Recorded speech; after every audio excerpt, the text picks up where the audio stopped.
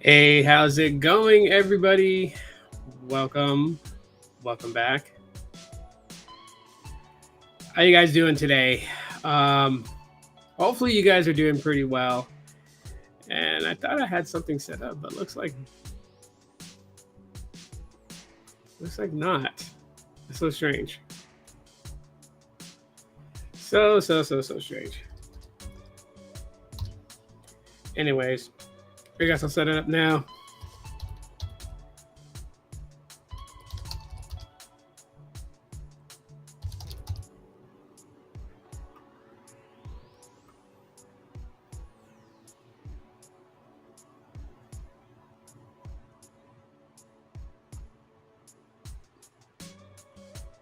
Oh, there it is. Cool. All right, we have a setup there.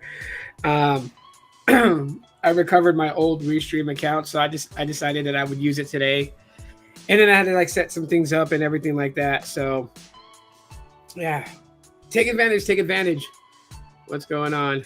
What's up? How's it going? Good morning or good afternoon, wherever you are in the world.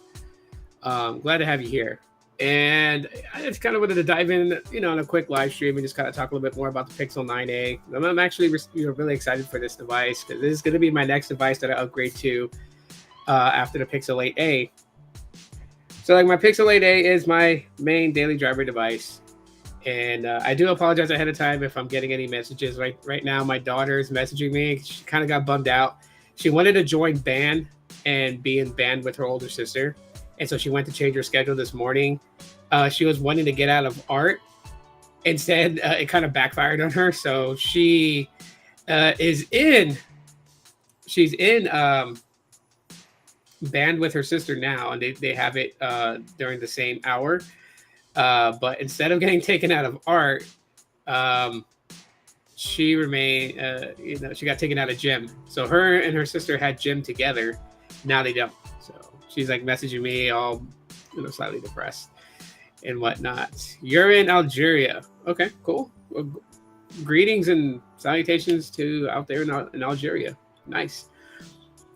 So this morning I dropped a video pretty much just, talking about the Pixel 9a's leaked new colorways. And this seems to be like the news that's making the rounds on the tech space and everything like that. But I wanted to dive in a little bit deeper about also specifications for it. And so, I pulled up an article from 9 to 5 Google. I'll put that in the chat so you guys can look at it at your own time. But we're just going to kind of go over it a little bit more in depth than the video that I posted this morning. So we'll put that off to the side right there. And so the QR code that you guys saw earlier, if you guys want to try out Helium Mobile for 1 month free, the phone service where you earn crypto for using it. I'll put it up again one more time for everybody. You guys can basically sign up. In the description is my promo code. Use my promo code and that will get you your first month for free. And then after that, it's $20 a month for unlimited talk, text, and data. So definitely take a look at that. It's good service. I use it. I have it. I have no problems with it at all whatsoever. So take advantage for sure. But okay. I'll just leave it like that throughout the entire podcast. Anyways, actually, it's going to go away here in a minute because I want to share the screen. Share this with everybody. So, it looks like that. Never mind. Cool. QR code will remain there for anyone that wants to try out Helium Mobile. Do so. Go for it. Enjoy the services. But anyways, this comes from 9to5google.com. And this is literally just, really just kind of touching base with basically the upcoming Pixel 9a. Iris purple is great. Haven't really seen exactly what it's going to look like. I mean, I'm hoping it's not like this. I know that they posted a picture of the original Pixel 3a in the purplish color. And I have that device. I have the Pixel 3a. I can tell you guys, it really doesn't look purple. Like, you can barely tell it's purple. You can't use credit cards. I don't even know if Helium Mobile is available in Algeria. So, I mean, sorry to say that. I mean, if you really are in Algeria, I don't think Helium Mobile is going to work for you out there. But, oh, what's up, B-Tech? You're at work. Nice, nice. But anyways, yeah, so 9 to 5 Google pretty much like has a picture of the Pixel 3a in the purplish color. I don't think it's going to be like this shade of purple at all whatsoever, because as it's being described, it's like a bluish purple color, which would have me think that it's you know, a little bit on the darker side. Does it have Android 11? It's going to launch with Android 15. The Pixel 9a is going to have like the latest version of Android. Android 11 is pretty outdated and obsolete to this point. So, I mean, I know in other places, devices out there may have like just like Android 11. I totally get that. But no, here in the US, it's we're at Android 14 right now. Android 15 releases in 12 days. So anyways, they go on to kind of reference Android headlines, and pretty much it says, you know, Google will be adjusting the size on the Pixel 9a very slightly. The updated device will be slightly taller and slightly wider, but also a bit thinner at 8.6 millimeters thickness. So that's actually pretty cool. They're thinning out the phone just a little bit, but obviously it's also going to, you know, kind of like maintain that boxed, you know, design language that most smartphones are switching over to nowadays. Literally just because, you know, it's everyone copies each other, right? Everyone copies each other. The Pixel 3a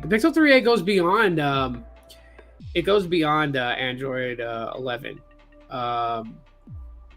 Believe it stopped at Android 12, so it did get the Android 12 software update and the Material UI switch up from the older user interface, which was on Android 11. I think that's where the Pixel 3a ended, and that's where it stopped at. Now, my Pixel 3a actually has a custom ROM on it, so I have it, I think, at Android 13. But that's with the custom ROM that I'm using on it, so it's not stock Android. But yeah, I think it ended off on Android 12, if I'm not mistaken.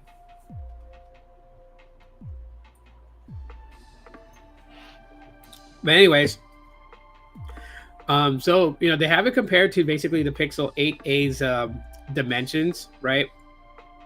So the Pixel 9a basically measures out at 154 by 73 by 8.6 millimeters. So 154 inches, I guess, from top to bottom, 73 from left to right, and then 8.6 millimeters as a thickness. No, it's not Lineage OS. What I'm using as a custom ROM on there is Evolution X.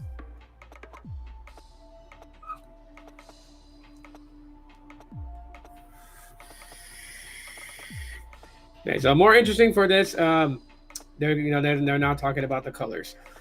So Obsidian Black, Porcelain White, Peony, which is a pink color, and then Iris, which is a bluish purple color.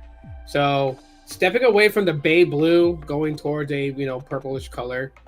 To me, that kind of like the way to describe it, it kind of reminds me, or like makes me think of that it may be more on the violet side. So like a violet purple, I think, is where they're going with all this. Since they're touting bluish purple for the colorway of Iris. This is gonna be very interesting. But again, you know, for those Pixel fans who were just like waiting for a red color Pixel or a yellow color Pixel, looks like we're still going to continue to wait a little bit longer. That's pretty much all that they pretty much specified on that. They also have some of the leaked images with the Pixel 9. And this is like one of the things that I've been seeing a lot of on the internet that people are kind of like weighing in on. They're kind of upset. I think, you know, to be honest, I've been doing this since 2011. I've seen it all. I've heard it all. And the one thing that I know is that people fear change. people feel changed when they change the they change the design. Like when they went with like what the Pixel 5, the Pixel 4a, the Pixel 4a 5G, the Pixel 5a, what the design models of those and the Pixel 4. People were very sketchy when the Pixel 4 came out with a square camera module. But then going beyond that, they became familiar with the square module on the upper left corner back of the Pixel phone. So that when it switched from that design to the camera bar, and then people were just going in on the same thing. So I don't expect anything different here with people's opinions and perceptions of this particular design right here. This to me does not look bad at all whatsoever. I mean, something similar to this, it kind of reminds me of, is what's that phone that was made by Andy Rubin? Gosh, I can't remember it. I can't remember the branding of it, but anyways, it reminds me of that phone, which was pretty decent. I have a phone that supports Lineage OS. It's a Redmi 8. Can you help me how to get OEM? What do you mean OEM? How to get it back on the original software, or like how to unlock it without boot looping it? I don't mess around with a lot of Redmi devices. I mean, I know that obviously it's Android, so there's not too much of a difference with that. But Redmi devices, I don't play around too much with it. Redmi, Huawei, and what's the other one? Oppo. Like those devices, I don't really mess around too much with. What are you trying to do with it? Like with your Redmi 8, what are you trying to accomplish? Pixel 5a has the 4A camera. To be honest with you, every Pixel from the Pixel 2 to the Pixel 5a has the same camera. It all has the Sony IMX363. Yeah, the Essential phone. Yeah, that's what it reminds me of. Thank you for that.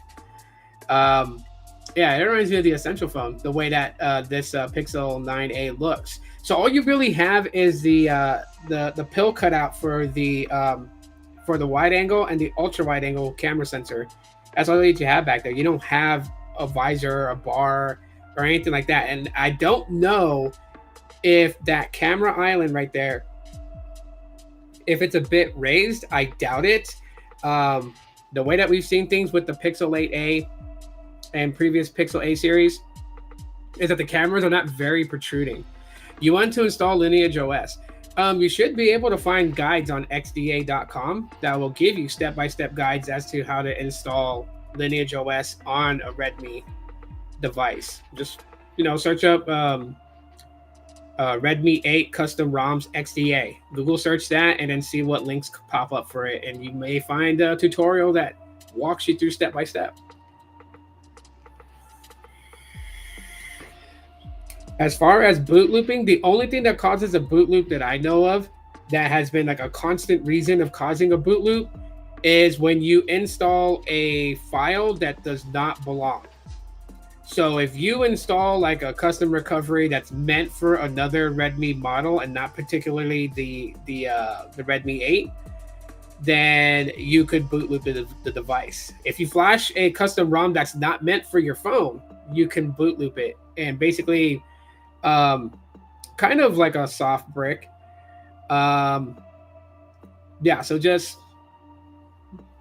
see that, or just type in Redmi 8 Lineage OS, and then whatever version of Lineage OS. I don't know if it's like, what is it, like Lineage OS 21, I believe is the most current one, or 22.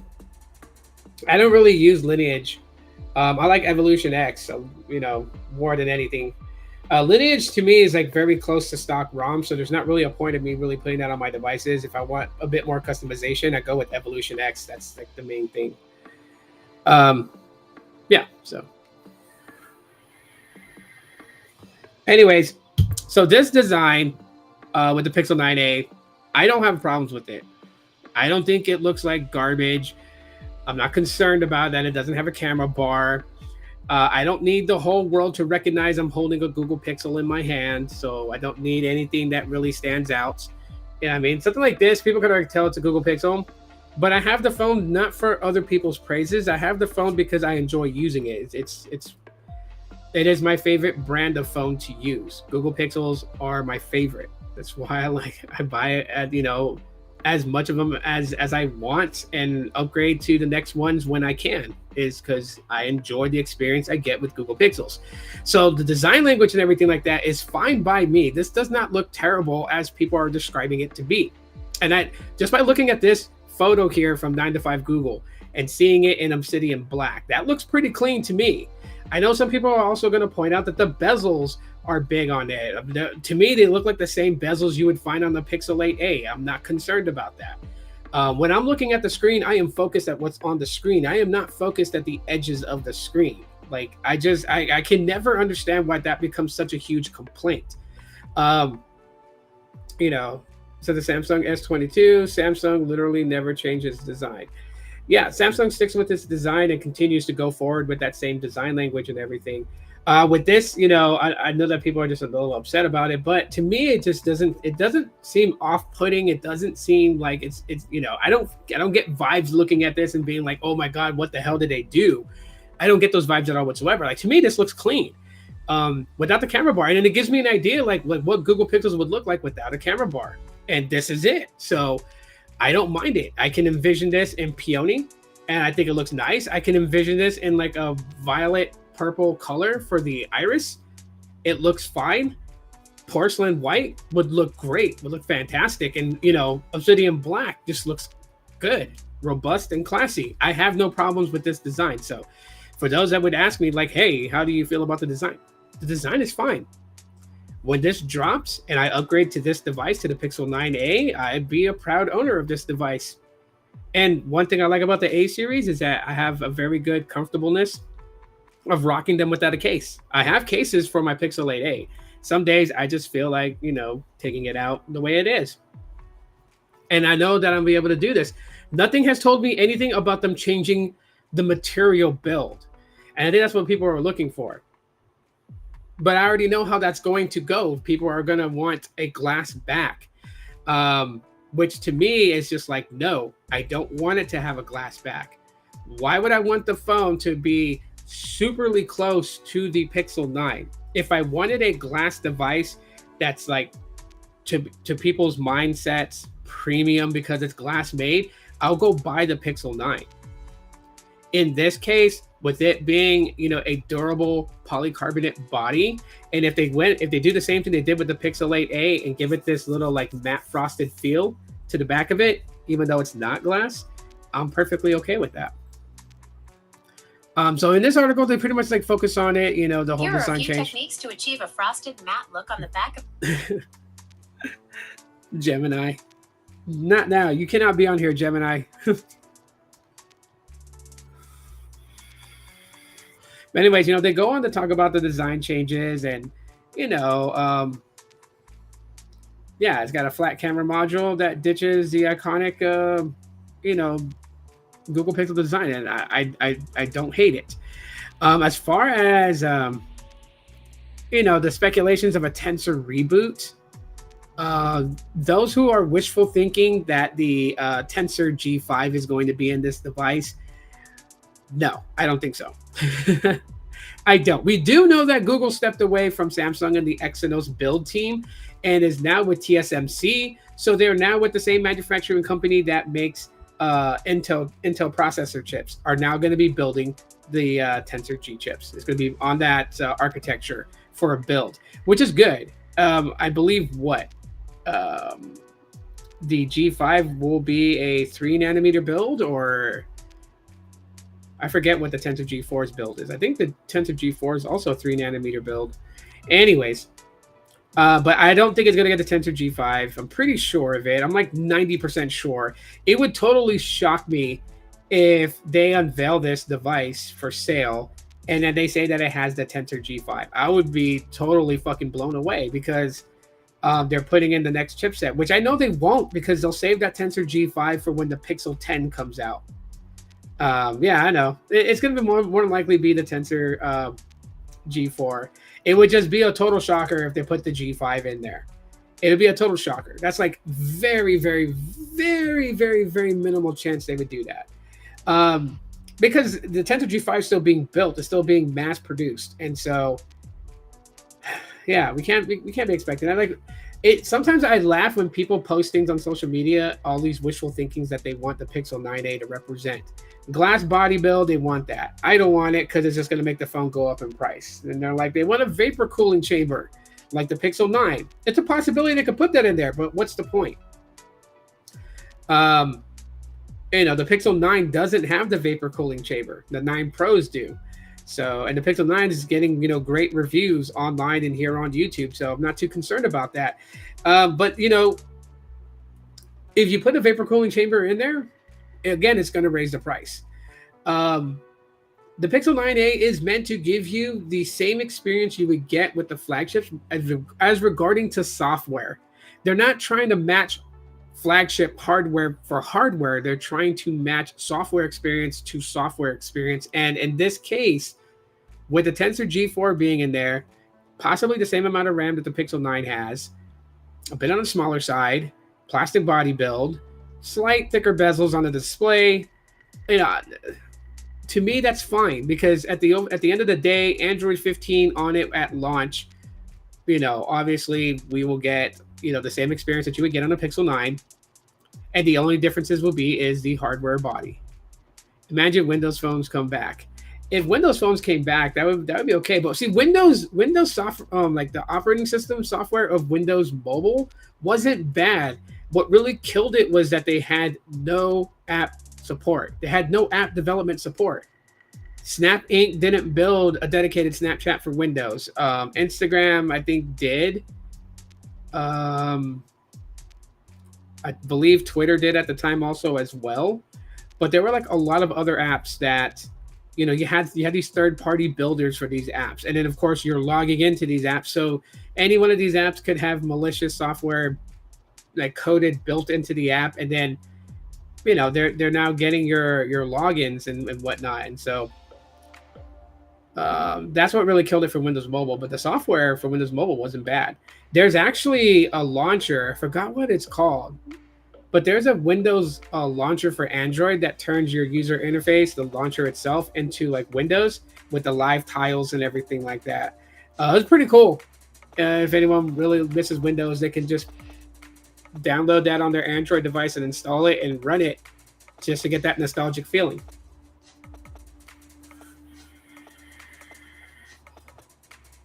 Anyways, these are some more rendered images, you know, of it.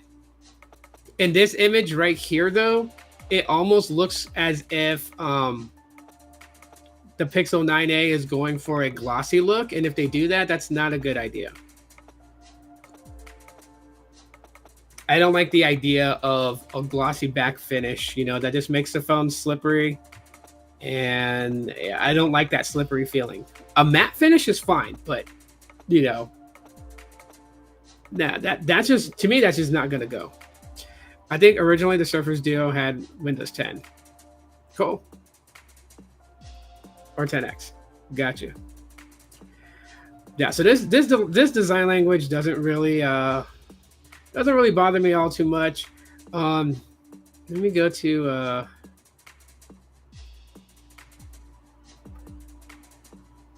go back to the main search here.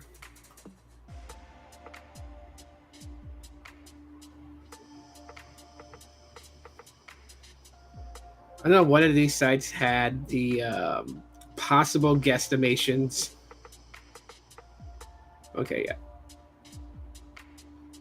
All right, so the mention of like the dimensions of the device is there. I don't see anything else really talking about how much RAM it will have, whatnot. Does mention the Tensor G4 chipset. So here's the thing. When it comes down to the Pixel 9a. Okay. So here's my guesstimations of the Pixel 9a.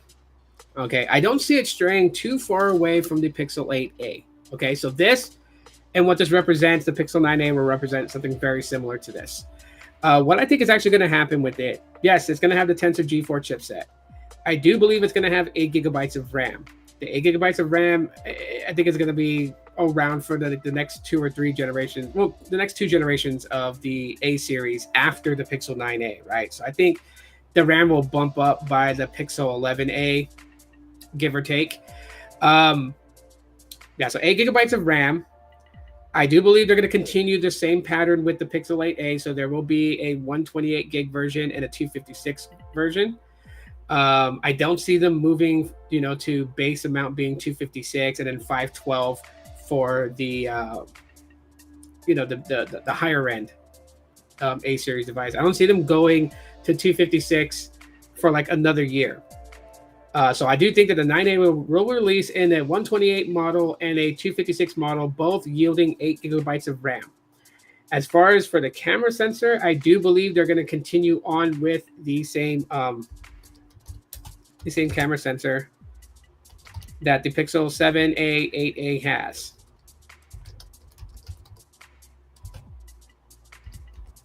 Let's see if I can find what that is.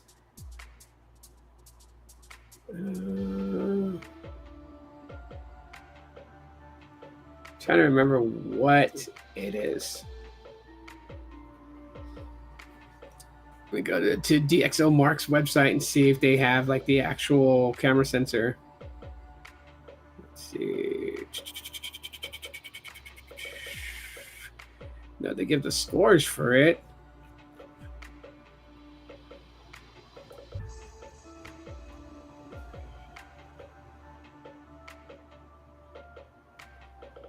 I know it's a Sony. It's a Sony IMX. The 787. There we go. Yeah, so I think they'll still continue on with that particular camera sensor, the Sony IMX 787. I still think they'll go with that going forward. And yeah, maintaining the same things that you get with the A series. So I don't see it having a drastic bump in all the specifications of the Pixel 9a from the Pixel 8a. And I think they do that in order for them to safely launch this device at a $499 price tag for the 128 and a $549 for the 256. What would be really crazy is if they did what they did with the Pixel 4a with the Pixel 9a, okay? And what I mean by that is that they launched this device $399 for the Pixel 9a and then $449 for the 256 model. That's wishful thinking on my end, but I doubt.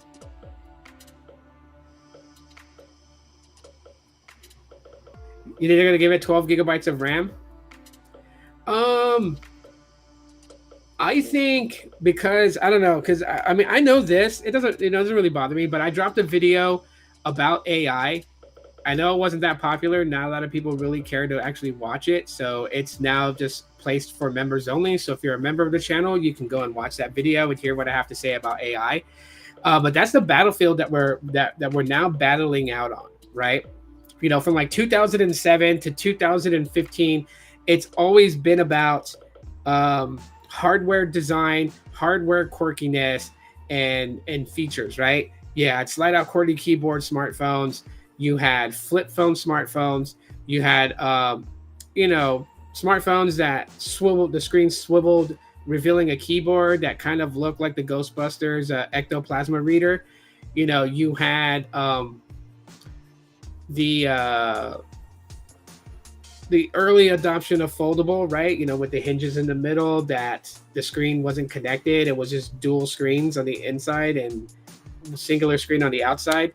You had devices like that back in the day battling it out for supremacy and which phone was better. And then they all started becoming the same style hardware, but then we started battling on the camera front. This camera can shoot the best photos with the lowest amount of light. This camera sensor can zoom and catch an alien cutting cheese off the moon. Like, they started battling on the camera front, and photography and videography was the battlefront. Nowadays, it's AI.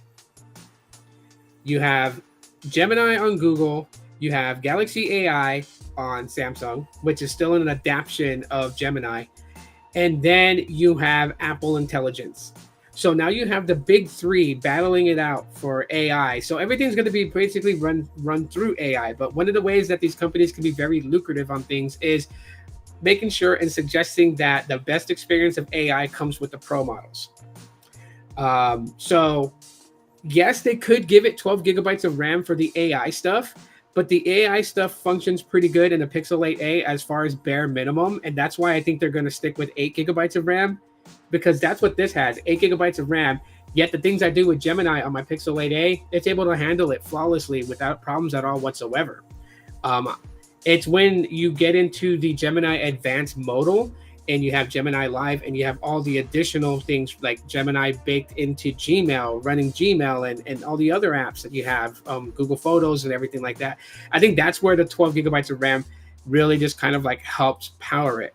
So like the A series would be like a taste of what Pixel can do for you. And it's like the hook, line, and sinker to really kind of pull you in to be like, if you loved everything about the Pixel A series, the cameras, the software experience, slightly the hardware, then maybe next year you should consider moving from the A series to the Pro models. And I think that's also why the A series and the base model Pixels are in the last 2 years have been closely priced to each other, because it can go either way. You can either start your adventure with the base model Pixel, like you could have bought a Pixel, 8 for $699, and then got the 8A, for $449 or $549, depending on which storage variant you go for. So they're priced very similar because it doesn't matter which one. They're both entry-level devices into the Pixel universe. It's when you start messing around with, Gemini Advance and, all that is where you get a taste of what it can do. And then they can pitch you the reasons to get a Pro model. With the Pro model, it'll run the AI so much smoothly. On-device AI with Gemini Nano, and even cloud-based AI through Gemini Cloud. So you'll get the best of both worlds. It'll be a smoother experience. Your photography will, just add so much, fairy dust on it that it'll just mesmerize the world. And then your cinematography will just be so advanced that people would think you're Steven Spielberg. All that with the Pro models, right? That is the end game goal, is to push people towards Pro models. Remember this. A lot of people were upset last year when it was told that Gemini Nano was only going to be compatible for the Pixel 8 Pro. The Pixel 8 was not going to get it. And then people started attacking Google on social media, like, how could you not give the Pixel 8 Gemini Nano, but the Galaxy S24, spec identical to the Pixel 8, is getting Gemini Nano. And eventually Google buckled and then brought Gemini Nano to the Pixel 8 and also brought it to the Pixel 8a. I honestly believe that if none of us complained on social media and called out Google for that little thing they were trying to do, this wouldn't have launched and have the ability to have Gemini Nano.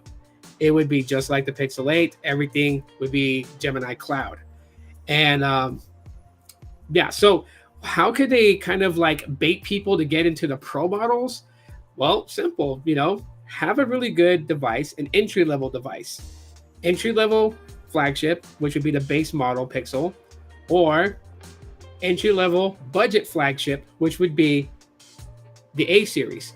And let people taste it and let people mess around with it and let people, get free trials, 1 month of, Gemini Advance, I got 2 months free to try out Gemini Advance. They had upgraded my Google One subscription from the regular 100 gigabyte cloud storage to the 2 terabyte with Gemini Advance, which costs $19.99 a month.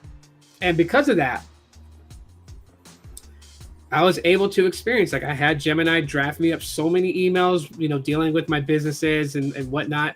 I had it draft me up professional sounding emails. I had it literally, pull photos from Google Photos, the specific ones that I wanted, just by, word of mouth description of what was in the photo. And it brought me all those results.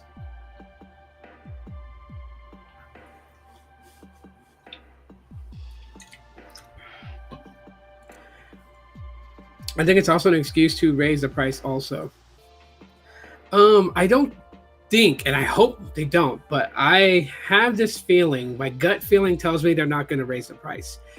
I don't see them raising the price to $599 for the Pixel 9a. If they do that, they're looking to get a huge backlash. Because people already don't see the Pixel A series at its price right now of $499. $449 people were okay with. $399 people were great with. Like the Pixel 4a, when that dropped at $349, people are wanting the A series prices to get back to that. My explanation to all of this is, if you want a $350 A series device, you cannot be demanding for flagship builds. The software experience, you know, they're not going to make a dumbed down version of Android 15 specifically for budget. They're not going to do that because they already have a system in place that didn't do well, right? What was that? It wasn't Android 1. It was called something else. Android Go. Android Go was a total flop, and that Android Go had a lot of potential if they used it the way that they described it when they first talked about Android Go, as a lightweight Google software for, you know, older Android devices to remain up to date. Like, side note here, when they launched Android Go and they were talking about it, my whole thought process was like, you can take an old LG G Stylo and flash Android, 14 Go on it, or Android Go 14. And since it's such a lightweight operating system, that it would breathe new life into an older Android phone, allowing you to basically continue life in that device if it's like one of your favorite devices and you don't want to upgrade to something else. Because there are people who are just like, I don't want to upgrade. I really, really like my phone. Like, I know that there's somebody out there that is really going to really like the Moto G Stylus 2024. And they're not going to want to upgrade from this. And they will do everything in their power to keep the life going on, including flashing custom ROMs. Well, let's say Android Go was to be put into this to continue its lifespan 5 years from now. Someone would definitely be super happy to still have this as a functioning device. Of course, right now we're in the dawn of AI. And that's why I made that video about being in the dawn of the AI era, because that's where the new battlefront is. And that's where these companies are going to duke it out in a triple threat war to see who reigns supreme and dominance on AI. Now, during the camera years, one could say that Apple pretty much took the victory on that. Their cinematography from their iPhone Pro Max series, or their iPhone Pro series, was amazing. The videos from it was amazing. And so photography has been a back and forth battle between Pixel and iPhone. Now we're not even fighting on the premise of the cameras. Okay, now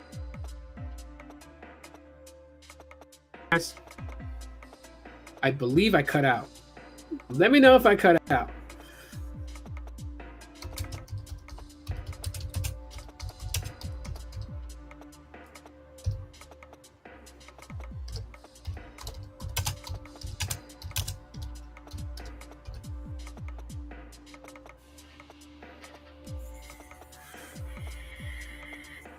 My apologies about that if I cut out. But what I was saying was, in the era of the triple threat battle during the camera era, some would say that, that Apple took that victory.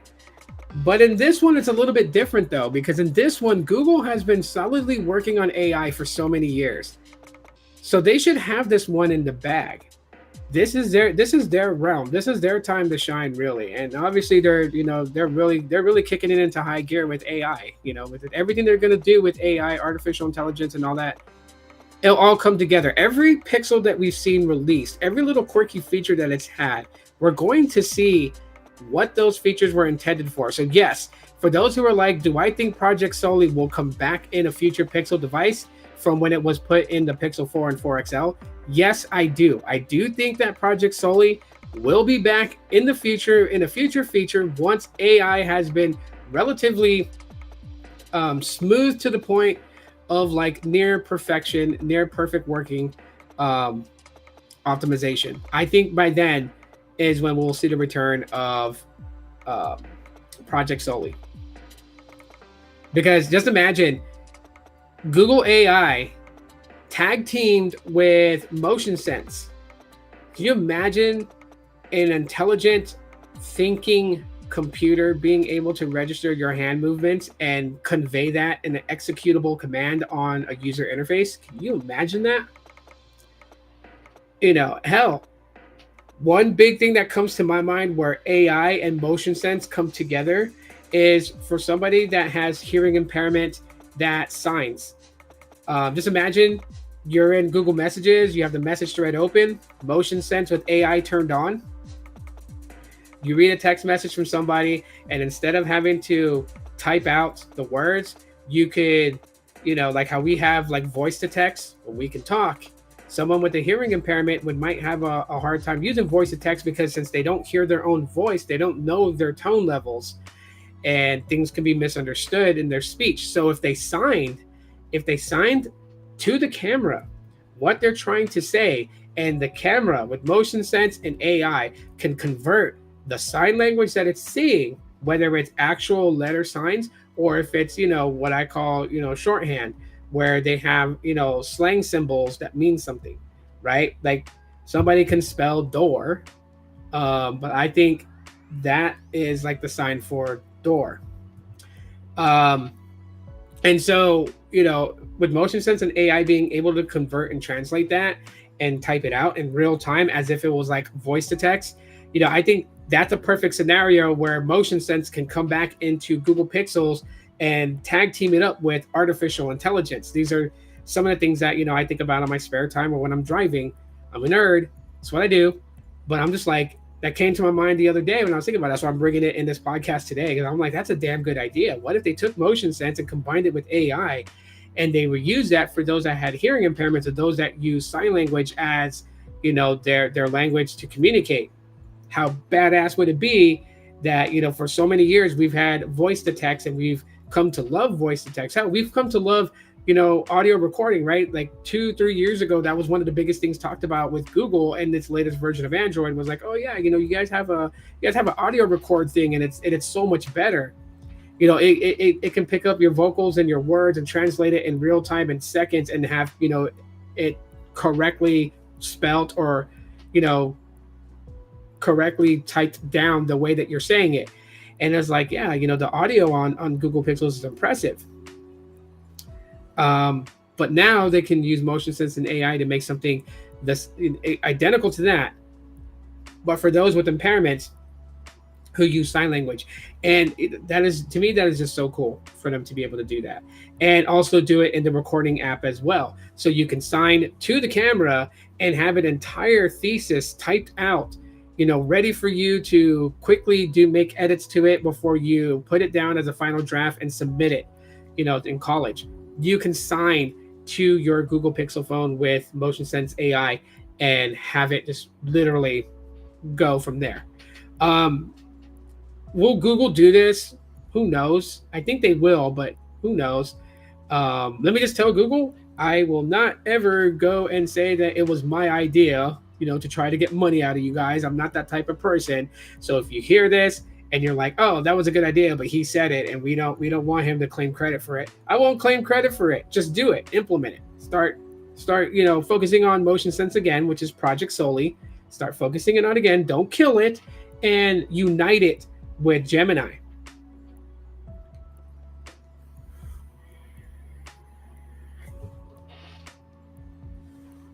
It may not be profitable enough for them to, well, actually, no, I want to disagree with that. It is profitable.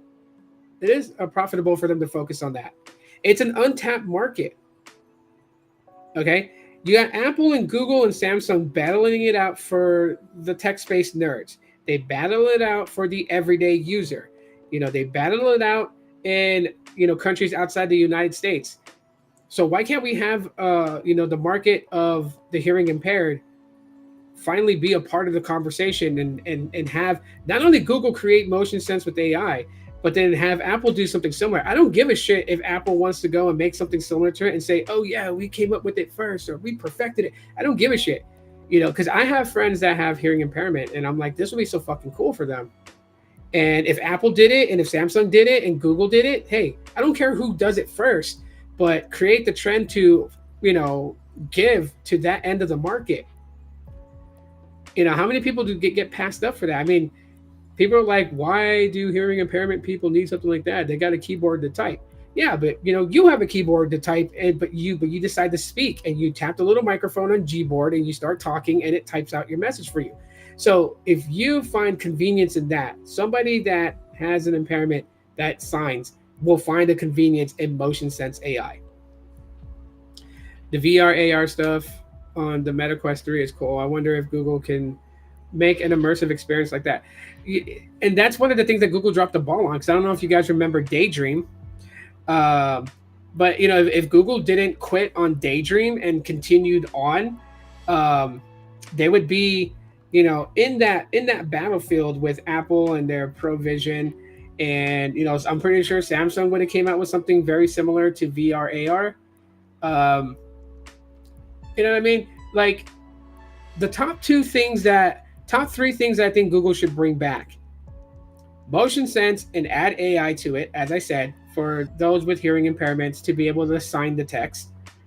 I think they should bring back Daydream, right? Google VR. They should bring that back, honestly. There's another one. Oh, Google Glasses, right? They need to bring that back. I mean, everyone, who has a Google Glass, probably, I mean, I've seen them listed online for sale for like $5,000 because they don't make them anymore. And I don't think they're supported anymore either. But the fact is that it was technology ahead of its time. And so, yes, the tech buffs out there, I'm for damn sure know that they would go and they would want to get a hold of this, So who knows? Let's see if someone actually pays $5,000 for Google Glasses.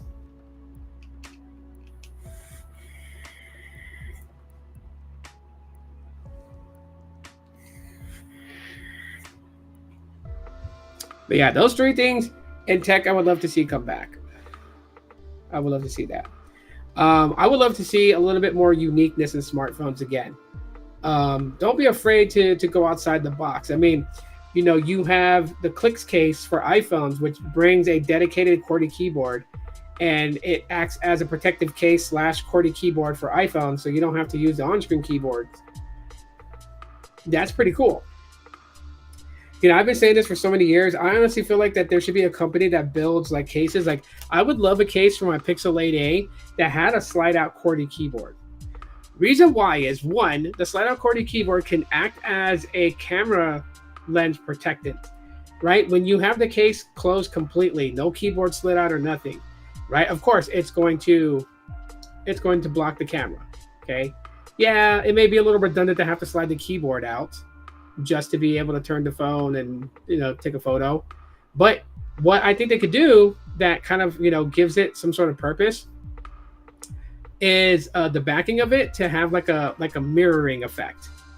So that way, when you turn the phone around, you slide up the QWERTY keyboard to reveal the camera bar or the camera sensor. You have a mirror there that you can use to line your shot, and people will take better selfies instead of relying on the selfie camera to do that. They can rely on the main camera sensor on the phone to do that. Slide it closed, and hell, I mean, there's so many things that they can do. They can even make a slide-out QWERTY keyboard that only covers like this portion of the phone itself in the case, so it doesn't obstruct the camera. And then you can slide out for the QWERTY keyboard, but of course it would be a bit hard for I guess those that are used to holding their phones this way to slide out a keyboard, because you would have to go in this direction and slide it out and then type out. The Click case makes it too bulky. Most cases kind of do, right? I think there's like the Pataka case is like one of the few cases out there that keeps the size integrity. But most cases do add a little bit of bulk to a device. The Clicks case adds a lot more bulk to the iPhone. I'll tell you one thing though, you won't lose your iPhone. You won't forget it that it's not in your pocket. I saw that. And you know what the most shittiest thing about that is, Michael? We're giving the Samsung Galaxy S23 Fan Edition for $650. The most identical Samsung device to that device is the Galaxy A55, which is not released in the US. That's what sucks. Because I have a Galaxy A53 and I actually like that device, even though it's older, even though it has the Exynos 1280. The Galaxy A54 has the Exynos 1380.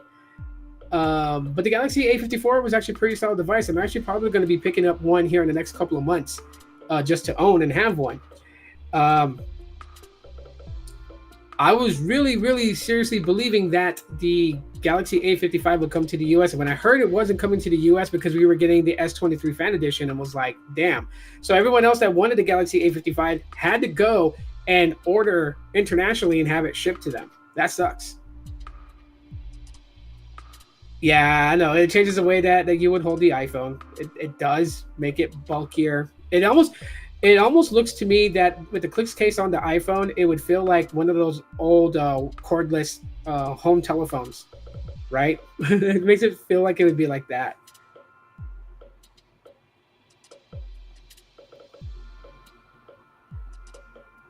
Oh, the Bumblebee yellow color. You can see that from a mile away on the beach. Yeah. But yeah, Samsung does some crazy things. I hope that Google doesn't follow in suit, because that is, since you brought up the S23 Fan Edition, that is my fear. And this kind of correlates with what Brian said earlier, that they may raise the price on the Pixel 9a, and hopefully they don't raise it to that price where the Pixel 9a launches at $650. Because then what the hell would be a $50 difference between the 9a and the 9?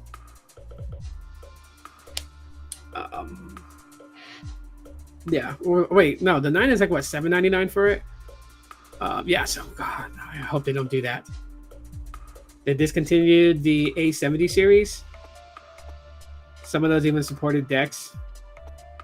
Yeah. I think Samsung's in the middle of repositioning itself, because Samsung is back at the drawing board with their Exynos chip. I think that's part of the other reason why that Google decided to bail out on the Tensor G5 being made by Samsung's architecture team, is not because that they were like, oh, the Exynos is so terrible, we hate you guys, we're out.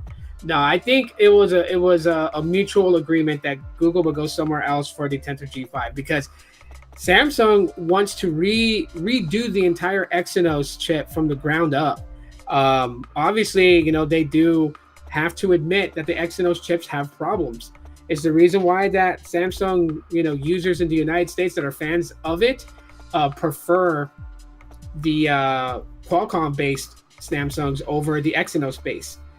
And this is one ground level that Samsung does not want to recede on, because when they eventually threaten to ditch Android and focus on Tizen and develop Tizen, obviously Tizen was not smooth and would not compare to Android. I'm sorry to those Samsung fans that are diehard fans that just make up any type of excuse to rationalize how terrible Tizen was.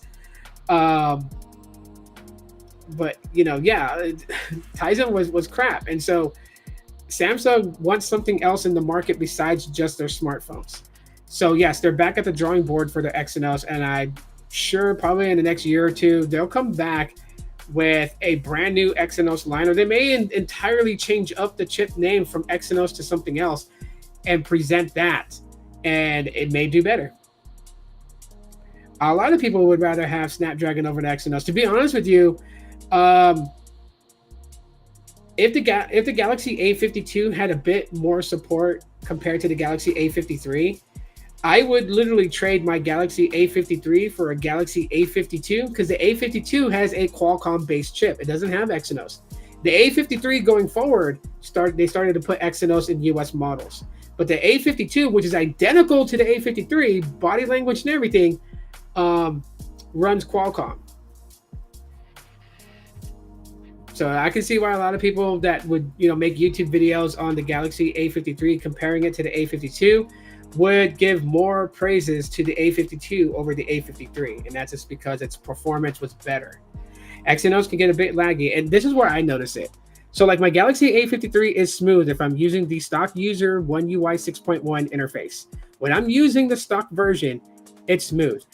I notice a lot of stuttering and just like app freezes, app crashes, and screen freeze when I apply a theme. Now, and my thing is, what's the point of having a theme store with a whole gaggle of really cool themes to personalize your device if it's going to run like shit? Which is kind of the reason why that I'm in the market and probably getting like a Galaxy S21 or a Galaxy S22 as my replacement Samsung device to use alongside my iPhone and my Google Pixel. Is I like the customizations and the features that are packed into one UI. Love the theming. They have some really badass themes. My Galaxy A53 has a whole bunch of themes, but however, with the Exynos chip, especially their mid-range Exynos chip, it can't handle it. It just gets very, very wonky. I know that people have told me on social platforms, they're like, oh yeah, like the diehard Galaxy A53 fans, they're like, oh, you know what the fuck you're talking about? Just turn on RAM boost. Like, why am I gonna add virtual RAM to it? It's just gonna make it more shitty. I'm sorry to tell people this. RAM boost doesn't do what it's intended to do. It makes the situation worse. Okay. That's why on my Moto G stylus, I don't have RAM boost turned on. On my Galaxy A53, I don't have RAM boost turned on. It's using basically, I believe, 4 gigabytes of RAM. So of course it's going to be a little bit sluggish with themes on. But yeah.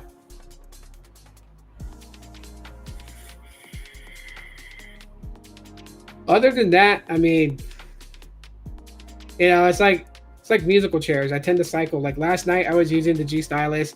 I switched the SIM out of it and put it into the iPhone 12. Using the iPhone 12 right now. I may use the Galaxy A53 here in a little bit, for the next couple of days, and just kind of put my iPhone down for a little while. Probably will do that here after the live stream's over, and then I don't know. Maybe I'll do like a what's new with the Galaxy A53 in October. Show you guys like my, the theme that I have for it and everything like that. Oh, you know what? I'll probably fucking do that. That sounds like a good idea. I'm making decisions right now.